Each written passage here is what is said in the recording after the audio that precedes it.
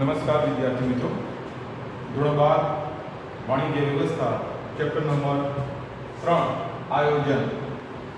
विद्यार्थी मित्रों, last time આપણે આયોજનનો અર્થ, આયોજનની વ્યાખ્યાઓ, આયોજનની લાક્ષણિકતાઓ વિશે જોઈ ગયા। આજે આપણે આપણા કન્ટેન્ટની અંદર આપણે આગળ વધીએ તો હવે મુદ્દો આવે છે આયોજનની મર્યાદાઓ। વિદ્યાર્થી મિત્રો, બોર્ડની પરીક્ષાની અંદર અમુક વાર પરીક્ષક લાક્ષણિકતાઓ પૂછવાનો પણ આગ્રહ રાખે છે, મર્યાદાઓ પૂછવાનો પણ આગ્રહ એટલો જ રાખે છે, મહત્વ પણ પૂછાતું હોય છે, પરીક્ષાલક્ષી પણ આ મુદ્દો એટલો જ અગત્યનો છે। કુલ આપણે જોવા જઈએ તો 9 મુદ્દા આપણને અહીંયા આગળ આપવામાં આવ્યા છે। દરેક મુદ્દો હું તમને એક એક કરીને વ્યવસ્થિત રીતે અહીંયા સમજાવું છું। એ વ્યવસ્થિત રીતે તમે ઘરે રહી અને આ સમજવાનો પ્રયત્ન કરજો। આયોજન એ ખૂબ જ જરૂરી બાબત છે દરેક ધંધાકીય એકમ માટે। આપણે અગાઉ અર્થની અંદર, પ્રસ્તાવનાની અંદર જોઈ ગયા કે લાક્ષણિકતામાં પણ જોઈ ગયા કે આયોજન એ સર્વવ્યાપી પ્રવૃત્તિ છે। માત્ર ને માત્ર કોઈ ધંધો, રોજગાર, વ્યવસાય, શૈક્ષણિક ક્ષેત્રે, રમતગમત ક્ષેત્રે, રાજકીય ક્ષેત્રે એનો જ ઇજારો નથી, પરંતુ દરેક ક્ષેત્રની અંદર આયોજન થતું હોય છે। એક સામાન્ય આપણા ઘરે પણ આયોજનથી દરેક કાર્ય થતા હોય છે। આયોજન શા માટે? આયોજન શા માટે? તો કે ભવિષ્યની અંદર જે ઘટનાઓ બનવાની છે એનું અગાઉથી વ્યવસ્થિત રીતે પૂર્વાનુયોજન કરવામાં આવે તો આવનારી જે વિચલનો છે કે સમસ્યાઓ છે કે પ્રશ્નો છે એનું નિરાકરણ વર્તમાનમાં લાવી શકાય, માટે આયોજન જરૂરી છે। કોણ ક્યારે કયું કાર્ય કેવી રીતે કરશે એનું અગાઉથી વિચારણા ખૂબ જ જરૂરી છે। માટે એમ કહી શકાય કે આયોજન વગર બીજો આપણી પાસે કોઈ વિકલ્પ નથી। જો આપણે ધ્યેય નક્કી કરીએ છીએ, લક્ષ્ય નક્કી કરીએ છીએ તો સાથે સાથે આયોજન પણ એટલું જ અગત્યનું છે। કારણ કે without planning we can't achieve our goal. એટલે કે આપણે આપણા ગોલને પ્રાપ્ત કરવો છે તો આયોજન વગર આપણે પ્રાપ્ત કરી શકીશું નહીં। જો આપણે ધાર્યા પરિણામો પ્રાપ્ત કરવા છે તો આયોજન એટલું જ જરૂરી છે। તો મહત્વની અંદર ઘણા બધા આપણે લાભાલાભ, ફાયદાઓ જોઈ ગયા વિદ્યાર્થી મિત્રો, પરંતુ હું પરીક્ષાલક્ષી જો તમને સમજાવું તે બાબત હંમેશા યાદ રાખજો કે તમારું માઇન્ડ સાયકોલોજીકલ રીતે એવું ટ્રીટ કરેલું હોવું જોઈએ કે જ્યારે તમે મહત્વ લખો છો ત્યારે આયોજન વિશે આપણે લાભાલાભ, ફાયદાઓ હકારાત્મક જ વિચારવાનું છે। ત્યારે કોઈ પણ નેગેટિવ, નકારાત્મક મુદ્દો ત્યાં લખવાનો નથી, પરંતુ આ તો આપણે મર્યાદાઓ વિશે સમજવાનું છે। અને જ્યારે મર્યાદાઓ વિશે સમજવાનું હોય, મર્યાદાઓ વિશે લખવાનું હોય ત્યારે જે બાબતો વિશે આપણે પોઝિટિવ વાતો કરતા હતા હવે એના વિશે આપણે નકારાત્મક લખવાનું છે। તો અત્યાર સુધી તમારા મનમાં થાય કે સાહેબ તમે તો ક્યારના આયોજન આમ છે, આયોજન તેમ છે, આયોજન વગર તો આમ ના થાય, આયોજન તો જોઈએ જ જોઈએ, અને હવે આયોજન વિશે આવું કરવાનું। તો વિદ્યાર્થી મિત્રો, આયોજન ભવિષ્ય સાથે સંબંધ ધરાવે છે। એ જેટલું જ હકારાત્મક છે એટલું જ એનું નકારાત્મક પાસું પણ રહેલું છે। કારણ કે અમુક લોકો આયોજનને જડતા પ્રેરે છે। હવે આજે આપણે એ મુદ્દાઓ વિશે ચર્ચા કરવાની છે। તો જરા પાઠ્યપુસ્તક તરફ નજર કરીએ તો પેજ નંબર 30 ઉપર આપણને એ બાબત વિશે આપ્યું છે। આયોજન એ સર્વવ્યાપી છે, કોઈ પણ ક્ષેત્રમાં આયોજન વગર ચાલી શકે નહીં। આયોજન એ પથદર્શક છે। પથદર્શક એટલે કે માર્ગદર્શક, તમારે કયા માર્ગ ઉપર ચાલવાનું છે એ બાબત આયોજન તમને જણાવે છે કે તમારે કયા કાર્યો કયા ક્યારે કેવી રીતે કોણ કરશે, પથ દર્શાવે છે, દિશા સૂચન કરે છે। કોણ? તો કે આયોજન। તે સંપૂર્ણ નથી કે અપૂર્ણ પણ નથી। જો બે બાજુ બોલે છે, તે સંપૂર્ણ પણ નથી અને અપૂર્ણ પણ નથી, પૂરેપૂરું પણ નથી, તો સામે એમ કહે છે કે અધૂરું પણ નથી। તેની સામે ટીકાકારો અને નિષ્ણાતો દ્વારા નીચે પ્રમાણે ટીકાઓ કરવામાં આવી છે। એટલે ઘણા બધા લેખકોએ, ઘણા બધા શાસ્ત્રીઓ દ્વારા આની આયોજનની ટીકા પણ કરવામાં આવી છે। પહેલો મુદ્દો જોઈએ, ભાવિની અનિશ્ચિતતા। ભાવિની અનિશ્ચિતતા। જો ભવિષ્યમાં શું બનવાનું છે એના વિશે કોઈ કંઈ જાણતું નથી. એકમના માલિક એટલે સંચાલકના આંતરિક પરિબળો ઉપર આપણે માની લઈએ થોડી વાર માટે કે એનો અંકુશ હોઈ શકે, પરંતુ બાહ્ય પરિબળો ઉપર સંચાલકનો અંકુશ હોતું નથી. અને એમાં પણ કુદરતી પરિબળો ઉપર કોઈનું પણ કંઈ નિયંત્રણ નથી. આ વર્ષે આપણે જોવા જઈએ તો ઘણો બધો સરસ વરસાદ પડ્યો છે, એનાથી નુકસાન પણ થયું છે, સામે અમને ફાયદો પણ થયો છે. પરંતુ શું આ વરસાદ અગાઉથી આપણને ખબર હતી કે આવો પડવાનો છે? જો આવો પડવાનો જ હોત તો આ પ્રકારની આપણે ખેતી પણ ન કરતા દાખલા તરીકે. તો કહેવાનો ભાવ શું છે કે ક્યારે શું બનશે એના ઉપર કોઈનું કોઈ નિયંત્રણ હોતું નથી. એટલે આપણે આયોજન કરી નાખ્યું હોય તો એ ખોટું પડવાની પણ શક્યતાઓ રહેલી છે. કારણ કે આપણે ધારણાઓના આધારે, પૂર્વાનુમાનોના આધારે, વિકલ્પોના આધારે, વિવિધ યાદીઓના આધારે ગાણિતિક મદદ લીધી હોય, આંકડાકીય માહિતી લીધી હોય, માહિતીનું એકત્રીકરણ કર્યું હોય અને એના દ્વારા આપણે પૂર્વાનુયોજન કર્યું હોય, અનુમાનો લગાવ્યા હોય તો એ ખોટા પડવાની પણ શક્યતાઓ રહેલી છે. કારણ કે ભાવિ કેવું છે?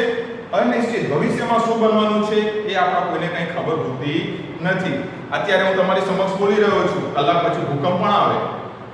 તો કુદરતી પરિબળોમાં ક્યારે ફેરફાર થાય એના પર આપણો કોઈ અંકુશ હોતો નથી. અને યાદ રાખજો, બાહ્ય પરિબળો ધંધાને સીધી અસર કરતા હોય છે, પછી કૃત્રિમ પરિબળો હોય કે કુદરતી પરિબળો હોય. હવે આ મુદ્દાની અંદર પાઠ્યપુસ્તક શું કહે છે જોઈએ. આયોજનના પાયામાં ધારણાઓ અને પૂર્વાનુમાનો છે. આયોજનના પાયામાં શું છે ભાઈ? ધારણાઓ. કે હંમેશા આયોજક શું વિચારે છે ભાઈ?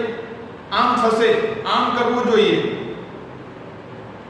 જે ભવિષ્ય સાથે સંબંધ ધરાવે છે. પરંતુ ભાવિ અનિશ્ચિત છે. ભાવિમાં શું થશે એના પર કોઈ કંઈ કહી શકતું નથી. ધોરણ 11 ની અંદર વાર્ષિક પરીક્ષા આપી ત્યારથી આપણે વિચારતા હતા કે શાળાઓ ખુલશે.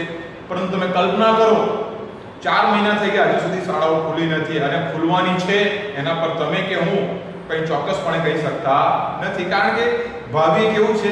અનિશ્ચિત છે.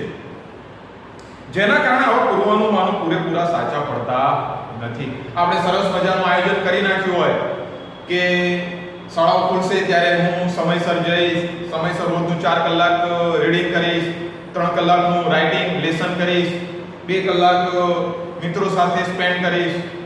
તો આ બધા તમે પૂર્વાનુમાનો કર્યા હોય, પરંતુ બધા જ વિખરાઈ ગયા. અત્યારે તો મજા, ઘરે રહો, મજા કરો એવો સમય આવી ગયો. તો કહેવાનો મતલબ શું છે કે પૂર્વાનુમાનો સાચા પડતા નથી. આમ આયોજન ભવિષ્ય સાથે સંબંધિત હોવાથી તેમાં અનિશ્ચિતતા રહેલી છે. અનિશ્ચિતતાઓ રહેલી છે. એટલે જે આપણે ધારેલું હોય એ હંમેશા સાચું પડતું પણ નથી. આ મુદ્દો એમ કહેવા માંગે. ત્યાર પછી નંબર 2, ખર્ચાળ પ્રક્રિયા. જો એવી પ્રક્રિયા વિદ્યાર્થી મિત્રો, ખર્ચાળ પ્રક્રિયા. આયોજન ખર્ચાળ હોય છે, તમારા મનમાં એમ થાય છે. તો વિદ્યાર્થી મિત્રો કહી શકાય કે હા, આયોજન એક ખર્ચાળ પ્રક્રિયા છે. કારણ કે સંચાલક જ્યારે નીતિઓનું ઘડતર કરતો હોય, યોજનાઓ તૈયાર કરતો હોય ત્યારે પોતે નિષ્ણાતોની, વિદ્વાનોની મદદ લેતો હોય છે. લોયરની મદદ લેવી પડે, ચાર્ટર્ડ એકાઉન્ટન્ટની મદદ લેવી પડે. અને આપણે બધા જાણીએ છીએ કે આ ચાર્ટર્ડ એકાઉન્ટન્ટ હોય કે લોયર હોય, ફ્રીમાં બોલતા જ નથી. એમની ઓફિસમાં જઈને ત્યાં બોર્ડ મારેલું હોય સરસ મજાનું, સલાહના 500 રૂપિયા. તમે કલ્પના કરો, માત્ર સલાહ સૂચન આપવાનું, જે કેસ લડવાની વાત તો દૂર, એના કેબિનમાં જવાના 500 રૂપિયા. તો સ્વાભાવિક છે કે આયોજન એક પ્રક્રિયા છે, ખર્ચાળ પ્રક્રિયા છે. કારણ કે જ્યારે બોર્ડ ઓફ ડાયરેક્ટર એટલે કે સંચાલક જ્યારે નિષ્ણાતો પાસેથી સલાહ સૂચન લેતો હોય છે ભવિષ્યના આયોજન માટે, ત્યારે એમને ઊંચી ફી ચૂકવવાની હોય છે. માટે આયોજન કેવું બની જતું હોય છે? ખર્ચાળ બની જતું હોય છે. અને સ્વાભાવિક છે કે ખર્ચાળ બનશે તો સીધી પડતર ઉપર અસર થશે. પડતર ઉપર અસર થશે એટલે કે વેચાણ કિંમત ઉપર અસર થશે. વેચાણ કિંમત ઉપર અસર થશે એટલે ગ્રાહકો ઉપર અસર થશે, અને ગ્રાહકો ઉપર અસર થશે તો નફા ઉપર અસર થશે. એટલે કોનું ક્યાં કનેક્શન છે એના વિશે આપણે અભ્યાસ કરી ચૂક્યા છે. આયોજન કરવા માટે નિષ્ણાતોની સલાહ લેવામાં આવે છે. તેઓની ઊંચી ફી હોય છે. ઉપરાંત તે તૈયાર કરવામાં સમય, શક્તિ અને નાણાંનો વ્યય થાય છે. જો સમય, શક્તિ, નાણાં આ બધું જ વ્યય થતું હોય છે. કારણ કે એક બે દિવસમાં એ લોકો આયોજન કરીને ના આપે. એ લોકો પણ એક્સપર્ટ હોય છે. આંકડાકીય માહિતીનું એકત્રીકરણ કરવું, વ્યવસ્થિત ટેબ્યુલાઇઝેશન એની ગોઠવણી કરવી, તારણો કાઢવા, અર્થઘટન કરવું, એનાલિસિસ કરવું કાર્ય સરળ હોતું નથી. એમાં સમય, શક્તિ અને નાણાંનો વ્યય થતો હોય છે. આમ આયોજન એ કેવું છે? ખર્ચાળ છે. ત્યાર પછી આગળ લાંબી પ્રક્રિયા.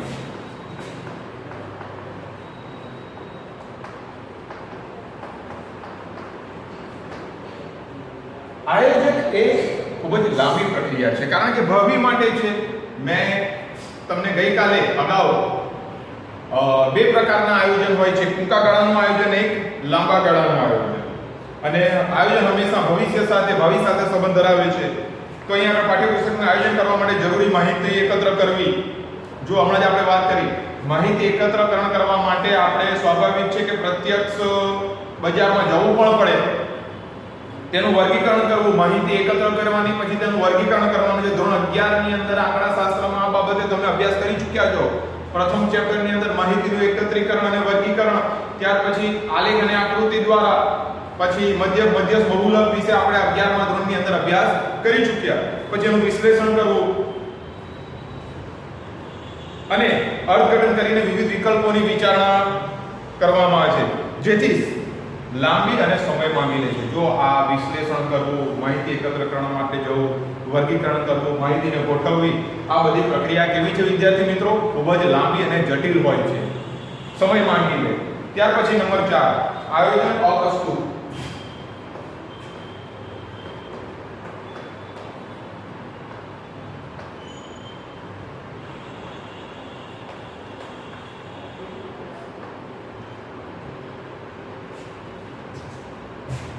આયોજનની અંદર અનિશ્ચિતતા રહેલી છે. સમય સંજોગ અને એકમને અસર કરતા પરિબળોના કારણે અગાઉ તૈયાર કરેલા આયોજન ઘણીવાર અપ્રસ્તુત બની જાય છે. એટલે માલિક દ્વારા, એટલે કે સંચાલકો દ્વારા, બોર્ડ ઓફ ડાયરેક્ટર દ્વારા જે નીતિ ઘડતર કરવામાં આવી છે, જે પ્લાનિંગ કરવામાં આવ્યું છે ભવિષ્ય માટે, એ હંમેશા સાચું જ પડશે એવું હોતું નથી. સમય સંજોગ અને પરિસ્થિતિ પ્રમાણે એમાં ફેરફાર કરવા પડે. જો ફેરફાર ન કરો તો આયોજન કેવું બનશે? અપ્રસ્તુત બને છે. વળગી રહે, સંચાલકો એને વળગી રહેતા હોય છે, જેના કારણે આયોજન નિષ્ફળ જાય છે. કારણ કે તમે જે આયોજન કર્યું છે એ જ પ્રમાણે કાર્ય કરતા રહીએ તો સ્વાભાવિક છે કે ધારેલું પરિણામ આપણે પ્રાપ્ત કરી શકીએ નહીં. અત્યાર સુધી આપણે એવું વિચારેલું કે વિદ્યાર્થીઓ પ્રત્યક્ષ આવશે, અમે એમને સમયસર અભ્યાસક્રમ પૂર્ણ કરાવીશું, સંતોષકારક એમને અભ્યાસ કરાવીશું, અને એ જ આયોજનના આધારે જો અમે અત્યાર સુધી તમને રહ્યા હોય તો સ્વાભાવિક છે કે તમે તો છો જ નહીં અહીં આગળ, તો પછી સ્વભાવમાં લેક્ચર આપવાનું તો કે નહીં. એના માટે બીજા વિકલ્પો આપણી પાસે છે કે વિદ્યાર્થીઓને ઘરે ઘરે એક કરીને તો ન સમજાવાય. અહીંયા સોશિયલ ડિસ્ટન્સ જરૂરી છે, માટે આયોજન એવું કરવામાં આવ્યું કે કોઈક એવો માધ્યમ પસંદ કરીએ કે વિદ્યાર્થીઓ ઘરે બેસીને આપણા લેક્ચર જોઈ શકે, જેથી કરીને એનો અભ્યાસ ખરાબ ન થાય. એટલે વિવિધ વિકલ્પોની વિચારણા કરવી. પણ અહીંયા તો વાત શું થઈ રહી છે કે આયોજન અપ્રસ્તુત બને છે. એટલે કે અમુક વાર જે આપણે ધારેલું હોય છે એ સમય સંજોગ અને પરિસ્થિતિ પ્રમાણે અપ્રસ્તુત બનતું હોય છે. આયોજન હંમેશા પ્રસ્તુત જ બને, એટલે કે યોગ્ય જ બને એવું હોતું નથી, અયોગ્ય પણ થઈ જતું હોય છે. એ તો સમય સંજોગ અને પરિસ્થિતિને અધીન હોય છે.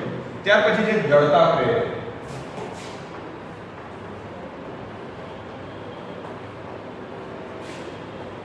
જો આયોજન એ જડતા પ્રેરક, રૂઢ,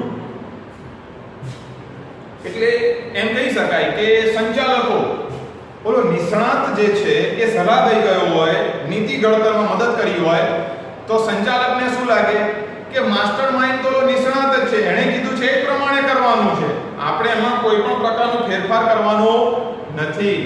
વિદ્યાર્થી મિત્રો, આયોજન હંમેશા પરિવર્તનશીલ હોવું જોઈએ, સમય સંજોગ અને પરિસ્થિતિ પ્રમાણે એમાં ફેરફાર કરવો જોઈએ. પરંતુ પેલા સંચાલકની ઓછી બૌદ્ધિક કૌશલ્યના કારણે શું થતું હોય છે?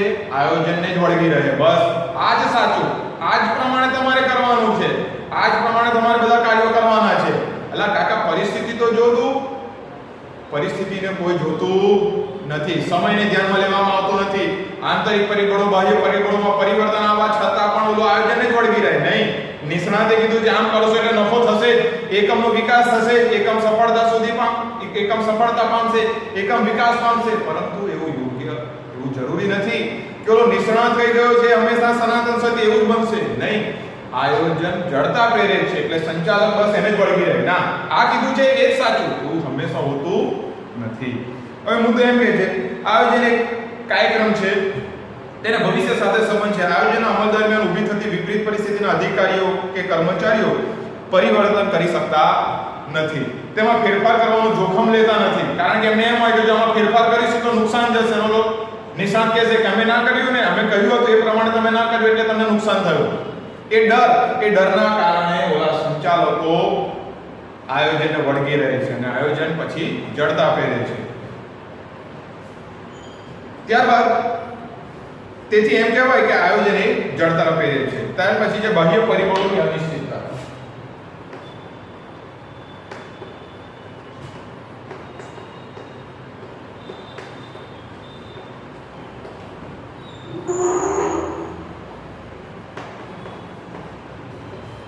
એકમની અંદર બે પ્રકારના પરિબળો હોય છે વિદ્યાર્થી મિત્રો, આપણે જાણીએ છીએ. એક આંતરિક પરિબળો અને એક બાહ્ય પરિબળો. બાહ્ય પરિબળોની અંદર કોણ કોણ આવી શકે તો વિદ્યાર્થી મિત્રો યાદ રાખો, સરકારી નીતિઓ, ગ્રાહકોનું વર્તન વલણ, એના વિચારો, ત્યારબાદ કરવેરા નીતિ, સમાજની બદલાતી જતી રહેણી કરણી, ગ્રાહક લેણદારો, દેવાદારો,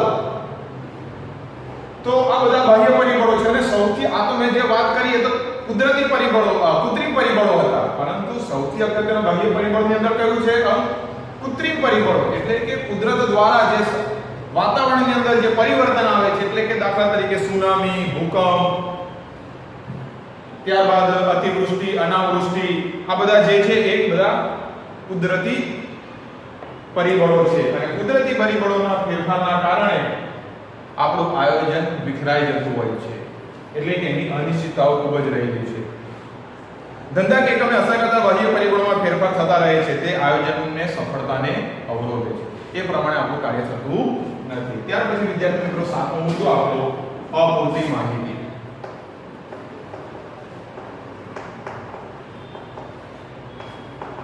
માહિતી પ્રાપ્ત કરીએ પણ કેવી? અપૂરતી માહિતીના કારણે આપણે ધારેલા પરિણામો પ્રાપ્ત કરી શકતા નથી, કારણ કે આપણી પાસે જે માહિતી એકત્ર કરવામાં આવી છે અધૂરી, ખોટી અને પૂર્ણપાળી છે. હવે એ માહિતીના આધારે આપણે આયોજન ઘડીશું તો એ વ્યર્થ જશે. એનાથી ફાયદા નહીં થાય, પરંતુ એનાથી નુકસાન થવાની શક્યતાઓ રહેલી છે. આયોજન કરવા માટે જરૂરી માહિતી એકત્ર કરવામાં આવી છે. આ માહિતી અધૂરી કે અસ્પષ્ટ હોય તો તેના આધારે તૈયાર કરેલા આયોજન અને તેના અમલીકરણથી ઈચ્છિત પરિણામો મેળવી શકાતા નથી. ત્યાર પછી આઠમો મુદ્દો છે વિદ્યાર્થી મિત્રો કર્મચારીની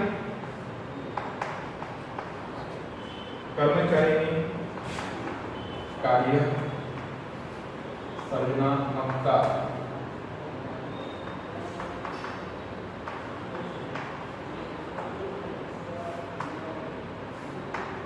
કર્મચારીઓની કાર્ય સર્જનાત્મક શક્તિમાં અવરોધ. આ મુદ્દો એમ કહેવા માંગે છે વિદ્યાર્થી મિત્રો કે એકમની અંદર જુદા જુદા પ્રકારના જુદા જુદા બૌદ્ધિક કૌશલ્ય ધરાવતા કર્મચારીઓ હોય છે. એમાં અમુક કર્મચારીઓની સર્જનાત્મક શક્તિ એટલે કંઈક નવું કરવાની, કંઈક સારું કરવાની વિશિષ્ટ કૌશલ્ય હોય છે, પરંતુ એ શક્તિને બહાર લાવવી એ સંચાલકના હાથમાં હોય છે. મધ્ય સપાટીના કાર્યકર્તા અધિકારીઓની સપાટીનું કાર્ય હોય છે, પરંતુ કર્મચારીઓની સર્જનાત્મક શક્તિ ખીલે એવા કાર્યો કરવામાં આવતા નથી, કારણ કે ઉપરથી જે આદેશ મળ્યા છે, એટલે કે સંચાલક તરફથી સંચાલકને આદેશ મળ્યા છે, કોની સલાહ લીધી છે? નિષ્ણાતોની. બસ એ સલાહ સૂચનોને એ આયોજનને જ વળગી રહે. નહીં, આ રીતે જ કાર્ય કરવાનું છે. કોઈ કર્મચારી ઊભો થઈ અને જે કાર્ય કરે છે એને વધુ સારી રીતે કાર્ય થઈ શકે એવી કોઈ સલાહ સૂચન આપે તો એને ધ્યાનમાં લેવામાં આવતી નથી, અને એને એવું કહેવામાં આવે કે તને જે સોંપેલું કાર્ય છે એ તારે આ રીતે જ કરવાનું છે, તારે કોઈ સલાહ સૂચન આપવાની કાંઈ જરૂર નથી. એટલે તમે સમજી શકો છો કે ઉચ્ચ સંચાલકો જે છે, અધિકારીઓ છે, એ કર્મચારીઓની સર્જનાત્મક શક્તિને ખીલવા દેતા નથી અને આયોજનને વળગી રહે છે. અને આયોજનને વળગી રહેવાના કારણે કર્મચારીઓની કાર્ય સર્જનાત્મકતામાં અવરોધો ઊભા થતા હોય છે. હંમેશા કર્મચારીઓની સર્જનાત્મક શક્તિને ખીલે એવો વાતાવરણ પૂરું પાડવું જોઈએ એનો અલ્ટિમેટ એકમને લાભ થતો હોય છે, પરંતુ અમુકવાર આ પ્રશ્ન ઊભો થતો હોય છે. આયોજનનો અમલ ધંધાકીય એકમના કર્મચારીઓએ કરવાનો હોય છે. આ કર્મચારીઓ વિવિધ સર્જનાત્મક શક્તિ હોવા છતાં તેઓ આયોજનના અમલ દરમિયાન તેમાં ઈચ્છિત ફેરફારો કરી શકતા નથી અને કર્મચારીઓના સર્જનાત્મકતામાં અવરોધ આવે છે. ચલો મુદ્દા વિદ્યાર્થી મિત્રો આપણે નવમો પદ્ધતિનો ખામીયુક્ત ઉપયોગ.